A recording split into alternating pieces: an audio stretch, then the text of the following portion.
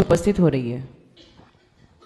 गुरुदेव के चरणों में त्रिबार नमोस्तु नमोस्तु नमोस्तु, समस्त चतुर्विक संघ के चरणों में नमोस्तु वंदामि इच्छामि। आचार्य श्री, मेरा ये प्रश्न है कि शादी से पहले मैं हमेशा वैष्णव मंदिर गई और जैन मंदिर बहुत कम गई। सिर्फ इतना ही जाना कि महावीर भगवान हमारे भगवान हैं, और कभी जैसे पाठशाला नहीं गए, कुछ भी नहीं किया।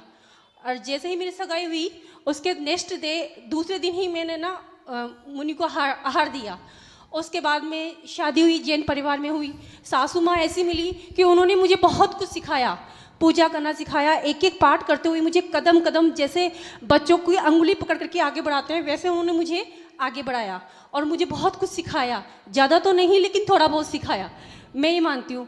तो ऐसा कौन सा पुण्य किया था कि मैं कभी पहले जैन धर्म को जानती ही नहीं थी और शादी बाद जानने लगी हूँ?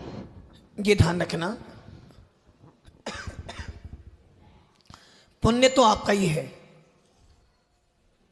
क्योंकि यदि आपका पुण्य ना होता तो आपका विवाह जैन कुल में नहीं होता। यदि आपका पुण्य नहीं होता तो आपको इतनी अच्छी सासू माँ मम्मी जी नहीं मिलती। और यदि आपका सिखाने वाले तो बहुत मिलते, जो तो पुरुषार्थ तो आपने नहीं किया ना, इसलिए पुण्य तो आपका था, किंतु आपका उपादान भी अच्छा था, निमित्त अच्छा मिला और आपका काम हो गया। बहुत बार ऐसा होता है, उपादान तो बहुत अच्छा होता है, निमित्त नहीं मिलता है। और बहुत बार ऐसा है कि निमित्त बहुत अच्छा, हमारा उपादान खराब होता है, किंतु आपका उपादान भी बढ़िया था, निमित्त अच्छा मिला और आपका काम हो गया, आपने पुरुषार्थ किया। पांचों समवाय आपको मिले जब आपका काम हो गया।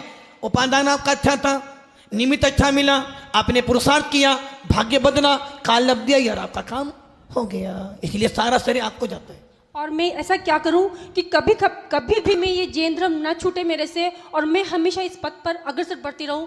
और कभी सपने में भी मैं मेरे मन से भाव से कभी भी मेरे मन में ऐसा नहीं आया कि नहीं कुछ। तो ये ध्यान रखना, यदि ये भावना भारे हो तो जीवन भर ये प्रयास करना, कितने ही आपत्ति आ जाए, कितने ही कष्ट आ जाएं, जिन शासन को कभी हटना नहीं लगा, निरंतर साधु संगति, जिनेन्द्र देव के दर्शन, स्वाध्याय आदि में लगे रहना। जो कि हमारे यहाँ भत्ते ना, जिनेर भत्ते रे दिने भत्ती सदा सदा में सो, जिनेर भत्ती दिनेर भत्ती दिने दिने सदा में सो सदा में सो भवे भवे।